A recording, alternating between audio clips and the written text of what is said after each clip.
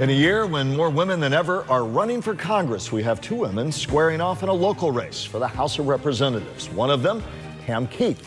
She's running for Congress in District 18, covering Martin, St. Lucie, and parts of Palm Beach County. She faces fellow Democrat Lauren Bear in the primary this coming summer. We had Ms. Bear on our broadcast last week, and Republican Brian Mast, as you know, is the incumbent, and we will certainly be having him aboard as well. Welcome back.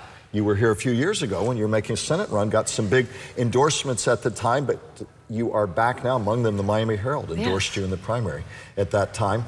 Back now. Reintroduce yourself to our audience. Who are you? Give us a little of your bio sketch. So I am Pam Keith. I am running for Florida's 18th Congressional District. I'm the daughter of a U.S. diplomat. Right. So I grew up in a family that was serving their country. I was taught to love America, its values, its traditions, and the opportunities that are created here. My father was a naval officer before I was born.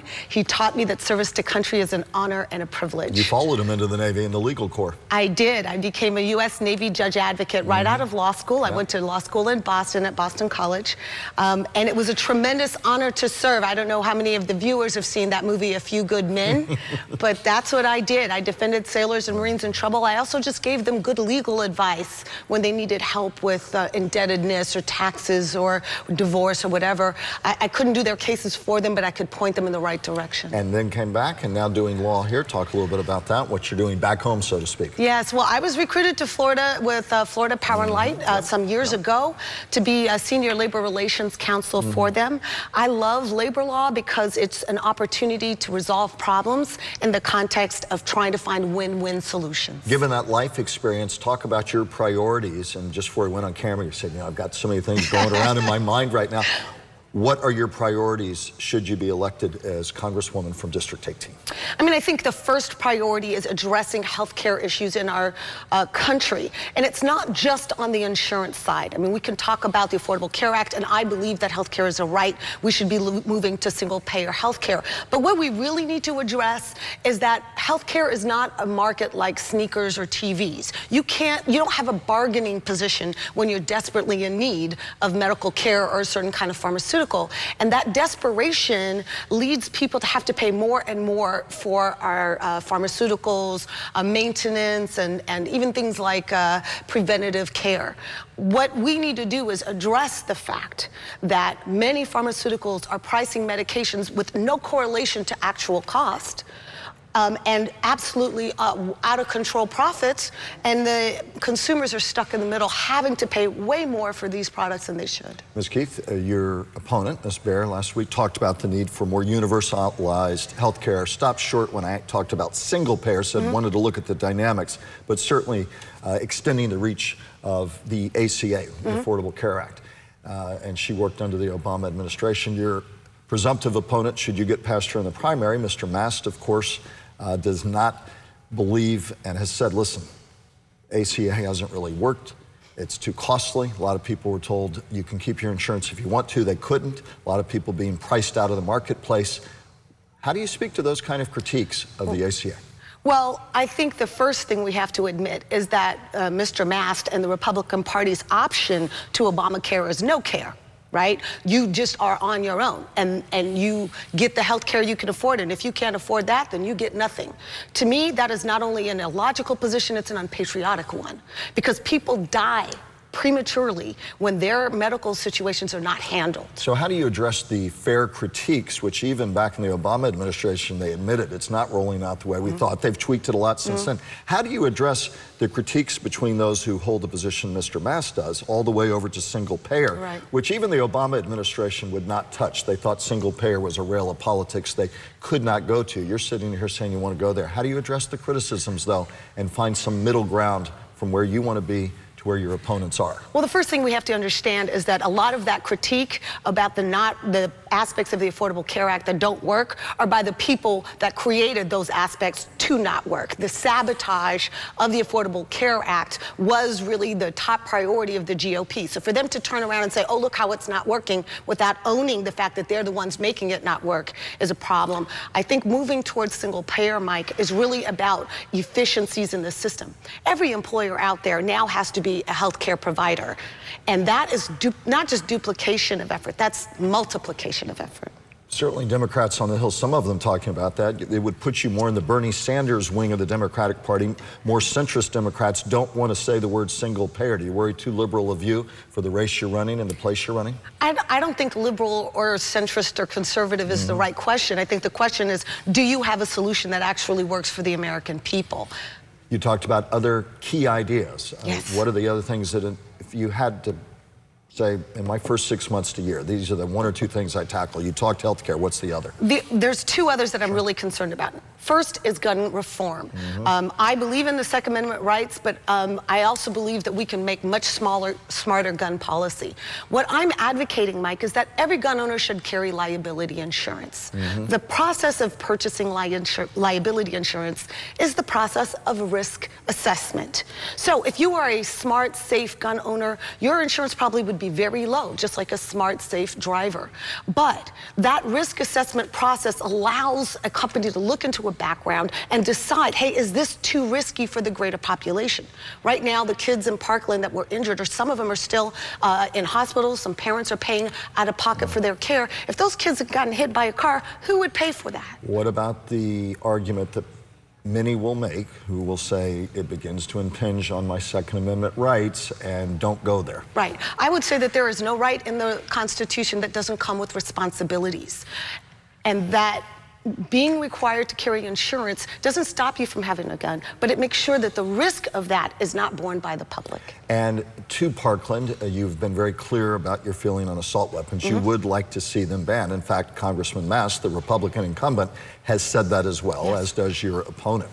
Talk about that and talk about the criticism some in our audience will have is say we're focusing on the wrong things. We need to focus much more on violence, on red flags, on mental health, on restraining orders for those who have mental illness, not on taking guns away, when largely the argument goes you'd be taking away from law-abiding people. You feel differently when it comes to assault weapons. I absolutely do. Assault weapons have no defensive capacity. They are assault weapons. They're designed for weapons of war. They don't belong on civilian streets. They don't. You and Mr. Master on the same page there. We agree on that, and I am glad that Brian took that position. But I'd also say this: when a party says, let's talk about mental health, but every time we try to cover mental health in insurance plans, they're not interested. Every time we have mental health professionals in schools, they're not interested. Every time we talk about preventative psychiatric care, they're not interested. I think you have to be careful when every time we talk about guns, they want to talk about mental health, but every time we talk about mental health, they don't want to talk about that. I want to talk to you about a few other topics, then the politics of the campaign that you're running and some of the hurdles that you face, because your opponent's getting some high-profile backers. But let's shelve that for just a moment. Brightline, you know about the controversy on the Treasure Coast. Where do you stand on Brightline? I was always against it because it never made any sense for those trains to be coming through Martin and St. Lucie counties. If the goal is to move people from Miami to Orlando, it makes no sense to have them coming through St. Lucie County. And quite frankly, what we're seeing is that this kind of was a bit of a bamboozlement. At this point, do you think it can really be stopped? It's already open for business in the southern tier counties, and part of the piece of the totality of that, so we've got to move it to Orlando. At this point, what really effectively can be done? Well, I always believe in the power. Or should be done. Some argue we need more mass transportation. Some say we do need this. We do Many need, say it. Yeah, I don't disagree with the notion that we need more mass transportation.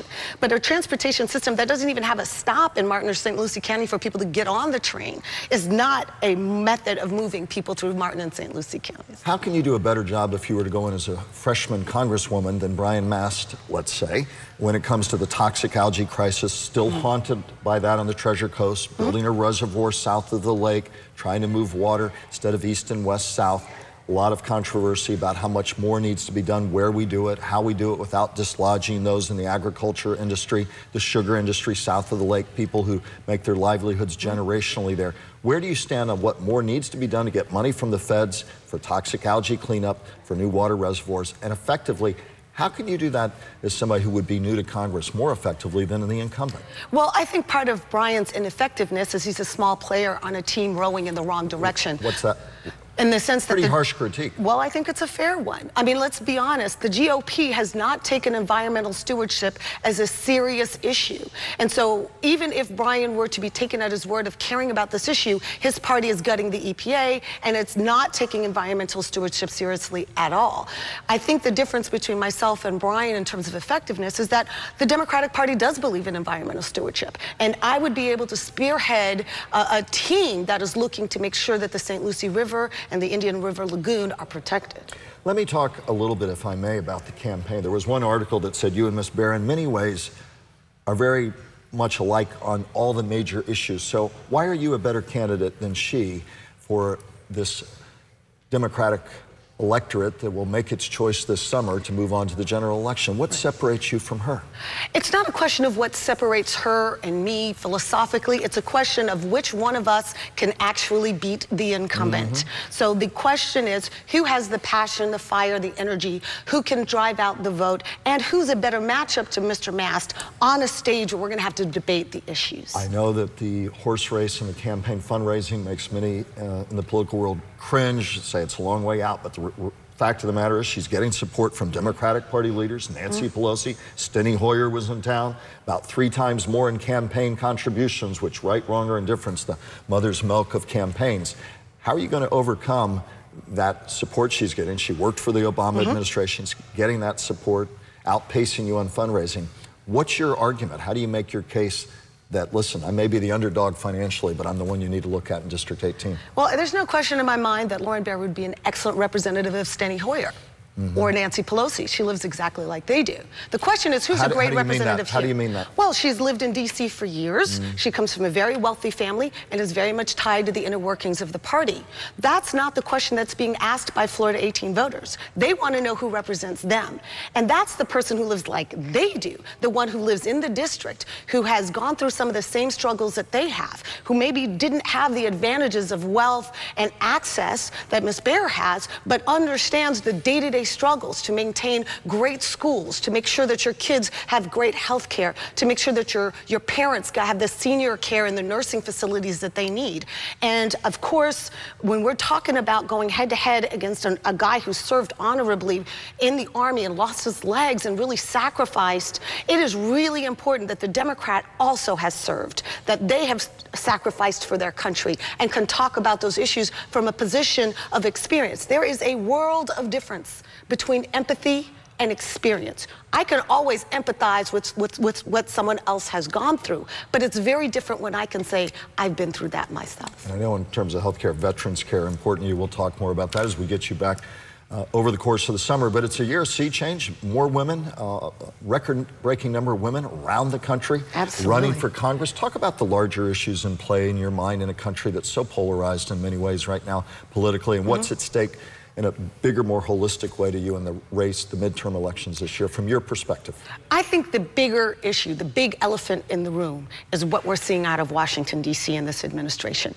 I have talked to independents, I've talked to Republicans, I've talked to many Americans who say, look, we may not agree on this particular policy, but we do believe in the separation of powers. We do believe in the rule of law. We do believe that the president shouldn't be lining his own pockets from his office. We do agree that the free press is necessary to a viable democracy. And when you watch those institutional attacks, those attacks on the things that have maintained our democracy for generations, then that's an area where everybody can come together and say, we are not going to let this happen to our country. Ms. Keith, thank you for reintroducing yourself to our audience, and she's already promised she, like other candidates, will be back before the primary season. We will have Mr. Mast on in a few weeks' time and have you all back in yet again before the primary kicks into full gear as we move through the summer. But we thank you for being with us today. My pleasure. So great to be here.